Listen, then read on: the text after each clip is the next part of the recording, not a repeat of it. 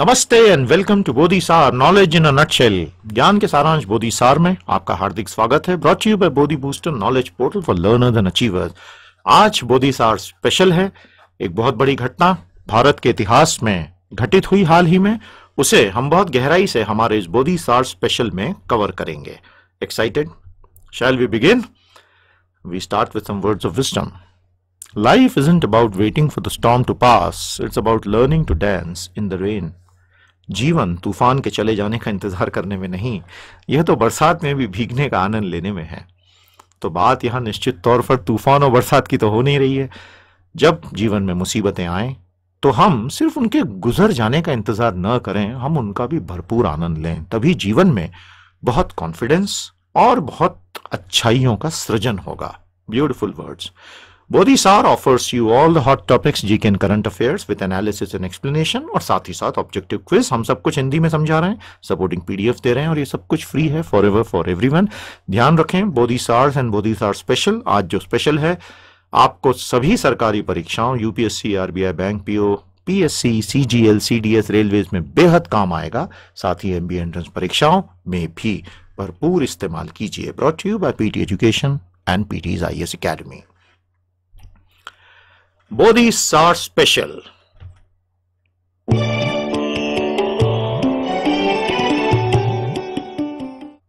तो क्या ऐसा विशेष हो गया भाई?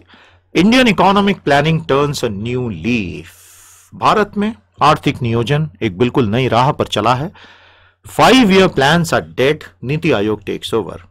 पंचवर्षीय योजनाओं की व्यवस्था समाप्त और नीति आयोग अब सब कुछ संभालेगा। इंडियन पॉलिटिक्स और पोस्ट इंडिपेंडेंस इंडिया से हमने ये बोधिसार स्पेशल बनाया है। ध्यान रखिएगा, हर परीक्षा में हर जगह आपको ये विषय आने वाले कई वर्षों तक अवश्य बहुत रिटर्न्स देके जाएगा। This is a topic which will give you rich dividends if you prepare well. इसलिए हम बहुत गहराई में से पढ़ाएंगे, बहुत सारी इंफॉर्मेशन देंगे जिसे आप बाद में 2-3 बार देखकर अच्छे से पढ़ें। साथ ही PDF डाउनलोड अवश्य करें।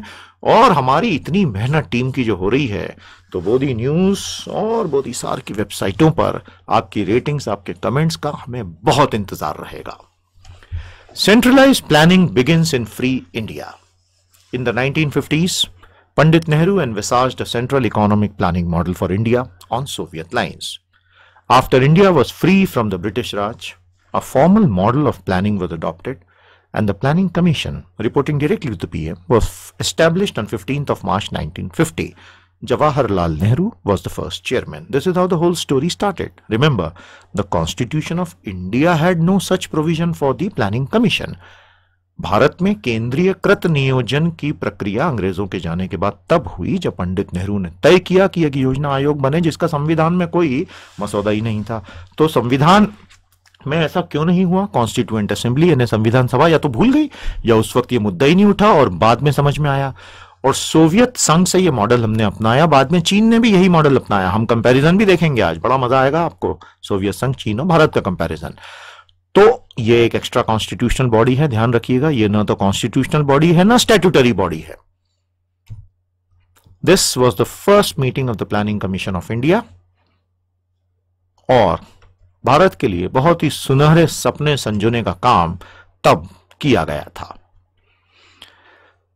आपको स्क्रीन पर जो सज्जन दिखाई दे रहे हैं, ये हैं सेंट्रलाइज 5 ईयर प्लानिंग के जनक, the father of centralize 5 year planning on a very big scale, Joseph Stalin of USSR। हमें अवश्य बताइएगा कमेंट्स में, जोसेफ स्टालिन के पहले सोवियत संघ के नेता कौन थे, उनकी पार्टी का नाम क्या था, जोसेफ स्टालिन के हाथों में सत्ता कैसे आई और स्टालिन के बाद के नेता कौन कौन बने, बताइएगा।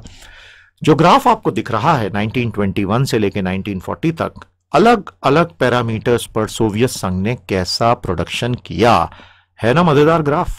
तो ये इतिहास, this is a blast from the past literally, और इसने जरूर पंडित नेहरू को मोटिवेट किया होगा कि ये मॉडल अच्छा है और इसे भारत के लिए लाया जाए। इस तरह के पब्लिसिटी पोस्टर्स 5 ईयर प्लानिंग के सोवियत संघ में लगते थे।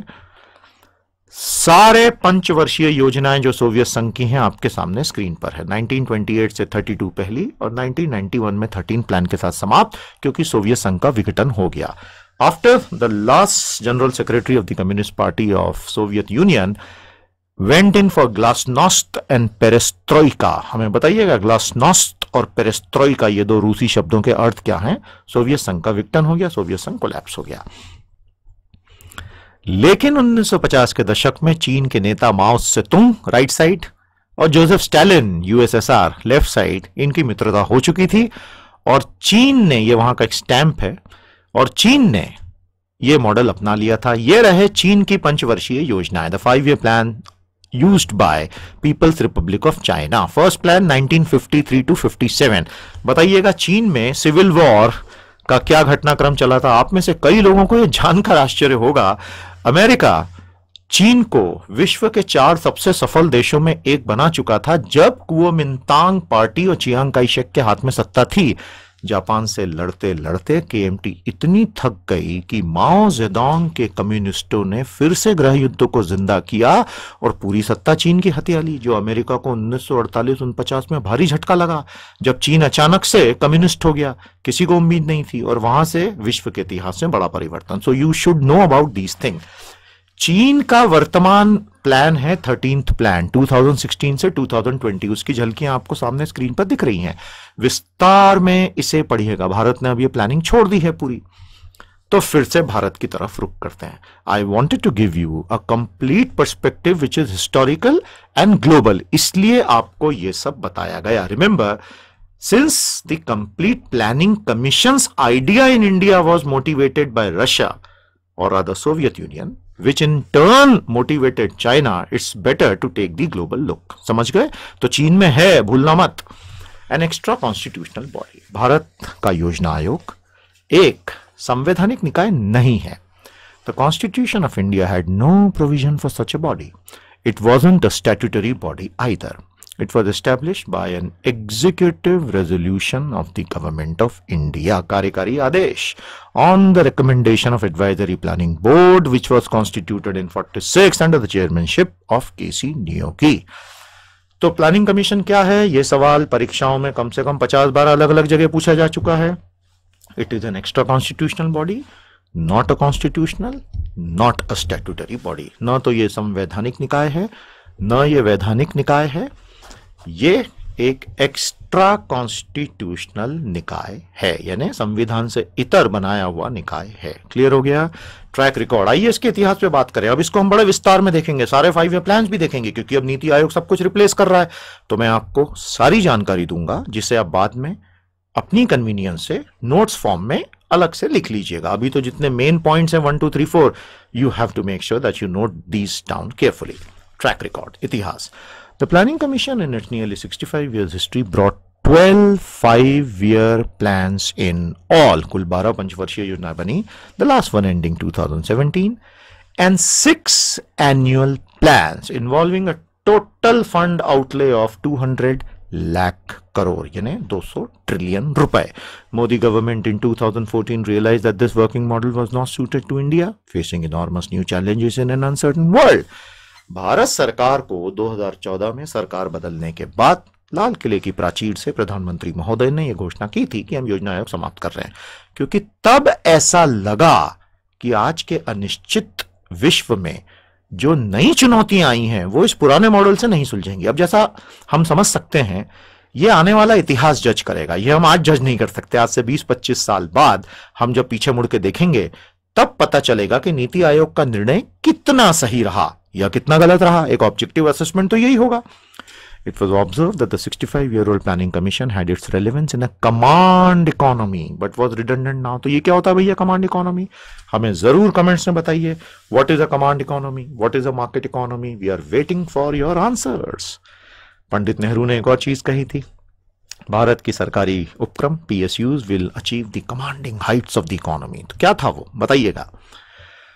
पॉइंट 3 को second part, timely action was missing, ये बड़ा रोचक है। 11 plan began in April 2007 but it was approve by NDC in December 2007। NDC क्या है, फुल फॉर्म बताओ। 10th plan began in April 2002 but was cleared by NDC in December. तो आप देख रहे हैं 10th 11th 12th तीनों में प्लान पहले शुरू होता था, एनडीसी बाद में क्लियर करता था। शायद कहीं ना कहीं इसने भी प्लानिंग कमीशन और 5-year प्लान के रेपुटेशन में थोड़ा सा दाग तो लगाया होगा। भारत के सभी 5 ईयर प्लान्स की ये रही summary. First, second, third, fourth, fifth, six, 7, 8, 9, 10, 11, 12 आखिरी पंचवर्षीय योजना 2012 से 17, पहली 1951 से 56। ये आप पूरा टेबल अपनी नोटबुक में सुव्यवस्थित ढंग से बेटा नोट कर लेना। लक्षित वृद्धि दर, the targeted growth rate and the actual growth rate, वास्तविक वृद्धि दर आपके सामने है। अच्छे से पढ़िएगा, समझिएगा। थर्ड प्लान में आप समझ ही सकते हैं, चीन और पाकिस्तान दोनों से युद्ध हुआ, नतीजे बिल्कुल सामने हैं। बीच में प्लान हॉलिडे आ गया और फोर्थ प्लान बाद में शुरू हुआ। ऐसा करते करते हमारा इतिहास आधुनिक भारत का रहा है। तो अब देख लेते हैं कंपैरिजन यूएसएसआर, चाइना और इंडिया तीनों का। सोवियत संघ जो कि जनक है पंचवर्षीय योजनाओं का, किस नेता ने किया, उनके पहले के नेता कौन थे, ये सब सवाल मैं पूछ चुका हूं। I am awaiting your answer. चीन, first plan 1953 to 57, Mao Zedong. लेकिन आप देख सकते हैं 1980 के बाद भी जब डेंग याओपिंग पूरी तरह से आर्थिक उदारीकरण ले आए, चाइना इस पर आगे बढ़ता चला गया, क्योंकि चाइना को एक्चुअली फर्क नहीं पड़ता है। जब सारी सत्ता एक ही दल के हाथ में है तो वैसे भी जो उसके मन में आएगा वही होगा। That explains the continuity that you see there. और ये भारत का इतिहास, ये एक सिंगल स्लाइड आपको विश्व इतिहास की बहुत बड़ी झलकी एक झटके में दे रही है। Now let us quickly take a look at all the 5-year plans of India। Bharat की सभी पंचवर्षीय योजनाओं पर नजर डाल रहे हैं। जिन लोगों को गहराई से पढ़ना है, ये स्लाइड्स आपके लिए हैं। मैं एक एक चीज नहीं पढ़ाऊंगा, ये आपको बाद में 2-3 बार देख के रिवाइज करना है। First plan, target growth, actual growth, it was based on Herod Domar model इत्यादि। इसे आप देखते चलें, समझिए, आपको बड़ा आनंद आएगा इसे समझने में। कब से कब तक था, 51 to 56। टारगेट ग्रोथ क्या थी, 2.1%। एक्चुअल ग्रोथ क्या थी, 3.6%। समझ में आ रहा है ना आपको? यह है पूरा मॉडल। इस हिसाब से इस चीज को आपको समझना है। ऐसा एक एक करके हम आपको सारे आगे के डॉक्यूमेंट्स दिखाते चलेंगे। ये आपको देखने हैं और समझने हैं। तो दूसरी स्लाइड दिखाऊं। सेकंड प्लान, द्वितीय पंचवर्षीय योजना। समझ में आया भाई? यह है द्वितीय पंचवर्षीय योजना। देख लीजिए, अच्छे से पढ़िए। थोड़ा सा समय दे रहा हूं क्योंकि इसके बाद थोड़ी देर बाद फिर हम गति पकड़ लेंगे, और जब गति पकड़ेंगे तो आपको पता है हम जब गति पकड़ते हैं तो क्या होता है। यह है सेकंड 5-ईयर प्लान। देख रहे हैं ना, समझ रहे हैं एक-एक करके। महालनोबिस प्लान भी इसे कहा गया। ये रहा थर्ड 5-ईयर प्लान, जो भारत के लिए समय बहुत बुरा रहा। आपको पता ही है समय बुरा क्यों रहा, क्योंकि हमारे दो युद्ध पड़ोसी देशों के साथ हुए, जो निश्चित तौर पर बिल्कुल भी लाभकारी नहीं ही रहे होंगे, है कि नहीं।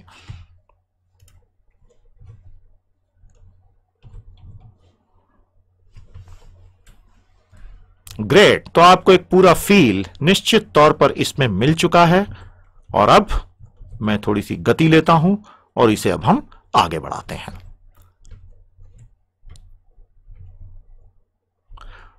3 एनुअल प्लान्स आपको थोड़ी ही देर पहले हमने बताया था, फिर से दिखा देते हैं।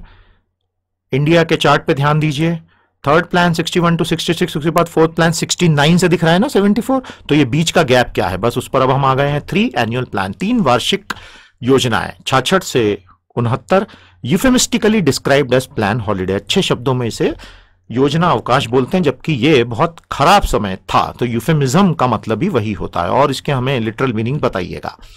Fourth plan 69 to 74, 5.7% versus 3.3%। आप देख रहे हैं सरकार की प्रमुख उस वक्त की नीतिगत क्या क्या मजबूरियां या क्या क्या लक्ष्य थे। फिफ्थ प्लान 74 से 79, इसी वक्त इमरजेंसी आई थी। समझ गए? इस तरह से कनेक्टिंग द डॉट करके समझिएगा। गरीबी हटाओ की बहुत बड़ी बात हुई भारत में। गरीबी हटाने का नारा राजनीति को परमानेंट फॉडर देने का काम बन चुका है। गरीबी हटाएंगे, हम भी हटाएंगे, वो भी हटाएंगे। गरीबी हटती नहीं है उस तरह से जितनी वो हटनी चाहिए। इसलिए भारत के राजनीतिक डिस्कोर्स में बहुत बड़े परिवर्तन की आवश्यकता है। Rolling plan 78 to 80 Janata party की सरकार थी, फिर वो कोलैप्स हुआ, जिसके बाद 6 प्लान आया 80 to 85। इसको आप विस्तार में पढ़िएगा। 7th प्लान 85 to 90, यहां पर हिंदू रेट ऑफ ग्रोथ की बात हुई। हम इंतजार करेंगे आपके उत्तर का। हिंदू रेट ऑफ ग्रोथ क्या है? एशियन टाइगर्स की ग्रोथ के कंटेक्स्ट में ये वर्ड यूज होता है. As you know, the Asian tigers, various nations in Southeast Asia, Thailand, Malaysia, Indonesia, Philippines, etc., which showed a tremendous effort and pulling themselves out of poverty. उसके context में ये term आया था Hindu rate of growth. 8 plan 92 to 97, प्रधानमंत्री नरसिम्हा राव जी ने भारत में आर्थिक क्रांति लाई एलपीजी की मदद से. एलपीजी क्या है बताइएगा. 9 plan 97 to 2002, 10th plan 2002 to 2007. ये वैश्वीकरण की सबसे बड़ी छलांग थी भारत की अर्थव्यवस्था अपने सबसे सुनहरे दौर में. लेकिन फिर 2007 के बाद ग्रेट फाइनेंशियल क्राइसिस, ये था 11th, और 11th प्लान में और भी बहुत सारी चीजें हुई. ये आपके लिए है, इन्हें आप बाद में पॉज करके पढ़िएगा, समझ लीजिएगा. प्लान वाइज ग्रोथ रेट्स आपके सामने हैं एक ही स्क्रीन पर कंपैरिजन के लिए. और 9, 10th, 11th, 12th जो कि हाल के वर्ष रहे हैं, हाल के दशक, उनमें कृषि, उद्योग, सेवा क्षेत्र, if you wish to go sector wise and compare the development rates across agriculture, industry, services, here are those rates. समझ में आ गया आपको. ध्यान रखिएगा, यह सेशन हमने आपको निःशुल्क YouTube पर उपलब्ध कराया है. संपूर्ण सेशन हमारी साइट्स पर स्क्रीन पर आपको दिख रहा है, उपलब्ध हैं. वहां पर आए, पूरा सेशन देखें. रेटिंग विजेट और कमेंट विजेट में आप अवश्य हमें रेटिंग करें, कमेंट करें. आपके प्रश्न जो हमने आज पूछे उनके उत्तर, और उसके अलावा आपके कुछ प्रश्न हैं तो वहां अवश्य पूछिए. You are welcome to our websites where the complete session is available.